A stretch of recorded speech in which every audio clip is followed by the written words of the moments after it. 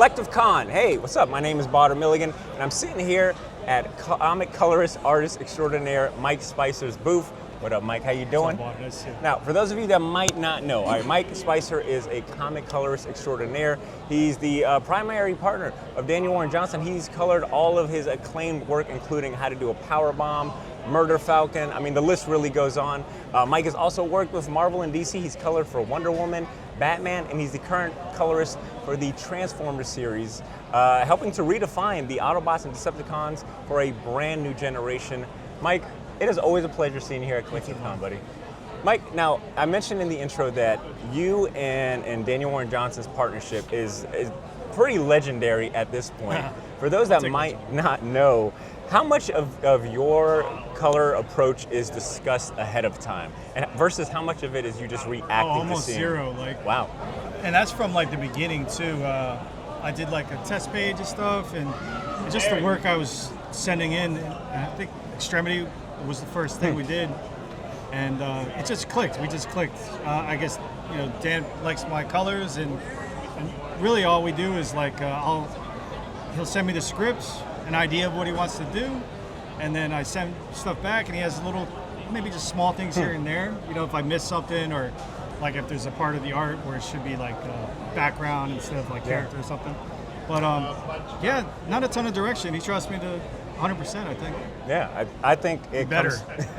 I think it comes through in the work for sure. I want to shift gears and talk about. Let me see if it's around. Oh, here it is.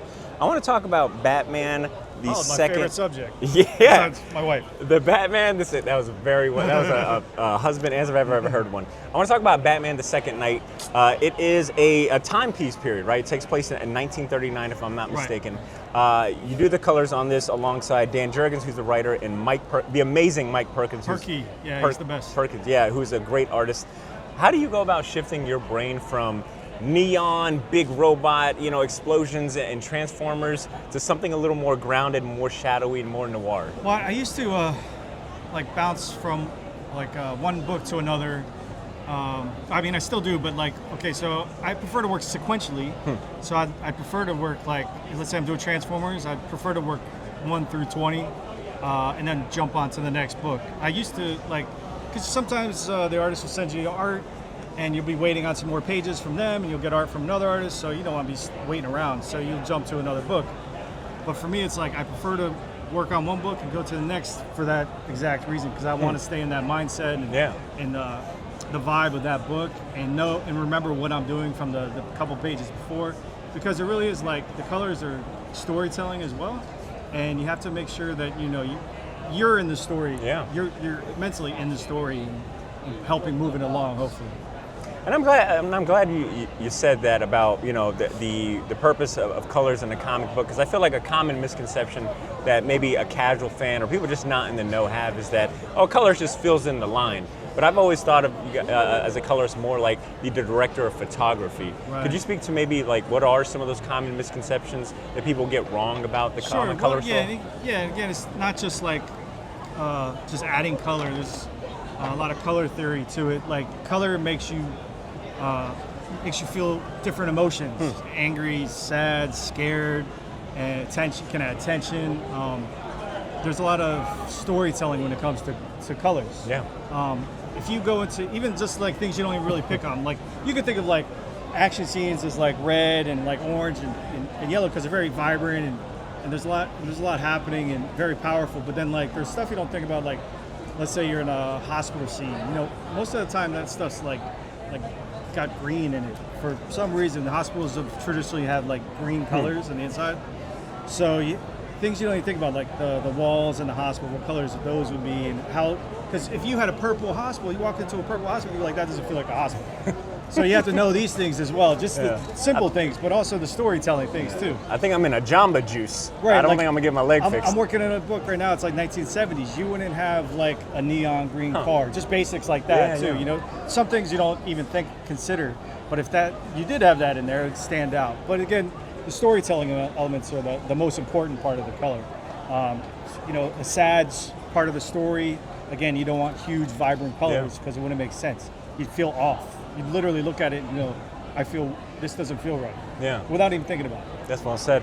Now, I want to talk about the elephant in the room, which is you have the elephant in the room being that you've got a couple of issues of Absolute Batman, specifically the issues and the covers that that you've worked on with Daniel Warren Johnson. Yeah. It is, I think, factual to say that Absolute Batman might be the hottest book of definitely the last 2 years, if not maybe the last decade. Yeah, I'm curious from someone that is, boots on the ground. What is the hype around Absolute Batman? Why do you think it has garnered such attention? And what's it been like, being able to contribute, your art to the franchise? And Sure. Well, I mean, I like every version of Batman. First of all, just let me get that on record. My favorite is actually like this classic type of Batman, but I think every Batman, every generation has its Batman that fits that generation, and maybe how they're feeling. And I think like a big F-off Batman is what we kind of need right now. And it's just, I don't know, I think it helps make the reader like feel empowered. But yeah, it blew up. Like last year I was at Heroes and the book, Absolute Batman was doing well, but I don't know what happened. Like someone said the other day, like maybe the introduction of Joker helped elevate it more for people to pay attention. It does feel like that was extreme. the second win. And then it just like, the books just took off. Absolute Batman Annual #1 is been such a success. People love it. I've signed so many of these books. It's crazy. MegaCon, it was like, I was there for only 3 hours. I signed so many. They were just coming and going. All Absolute Batman Annual. Could not stop signing those books. I can't complain. Thank you. Yeah, but there's a lot of them. That's awesome. It's popular. All right, and I guess speaking about characters for a new generation, I mentioned that are you still doing you're the primary colorist for the new Transformers run? I'm still working on Transformers, Awesome. Yeah, I'm not going Great. anywhere. All right, so unless they kick me off. They're smart, they'll keep you on forever. But, you're dealing with classic characters that everyone knows. How do you keep someone like Optimus Prime looking classic, but also, inserting your own flair, your own style? So, like the first part of the new Skybound Transformers, we went with like G1. It's still G1, but it was a little bit more vibrant. I think in our own way, it was just a little bit different than classic G1. And I think we had some flashback scenes that I tried to bring the old colors sort of back a little bit, just for people to be like, oh yeah, that feels familiar. And then we had like Dan Mora's stuff, which is like super clean and really nice looking. But then you got to I think you got to kind of like up the vibrancy a little bit maybe. And same thing with we got Jason Howard coming on, and it looks like an animated TV show. It starts at 32, and it's really fun and interesting, and I think people are really going to enjoy it. Yeah. But yeah, with Prime, you just kind of, there's little variations here and there that I do. I'm trying to work yellow eyes onto him, but they won't let me get away with it. It's all blue eyes. Yeah. So, there's little things like that. Like same thing with Batman. Every time I work on a Batman book, I try to put him in like purple gloves. Yeah. And the editor is always like, no purple gloves. I like hearing that though, because you'll hear from pencilers where they're morphing the character and maybe updating the costume to add their own flair in there. But to hear from a colorist standpoint, the color of a glove might give it a different feel. The color of the eyes, For sure. I think that's real fascinating. I guess, just sticking to the theme of the next generation, for the next generation of colors that are walking around that, want to do what you do, what's the one mistake that you feel most beginning colorists make when they're first starting out? Big mistake. I don't know. Look, mistakes are good. It took me a long time to learn a lot of things. I taught myself how to do it. I made tons of mistakes. My colors weren't great to begin with. I think the biggest mistake is just kind of like getting in your own head and quitting and stopping and not doing it enough and being like, oh, this isn't going to work out. I think the worst thing you could do is just like telling yourself like, oh, I'm not going to get there or whatever. You just hang in there, and eventually like you keep at it and you learn and you talk to other colorists and other artists and show them their portfolio, and you learn things from them. You absorb more stuff. But again, I think the biggest mistake is to quit, is to stop. Just keep powering through, man, because you'll hit like a brick wall and you'll be like, oh, I'm terrible. But then like the week after, you'd be like, oh, I think I just leveled up.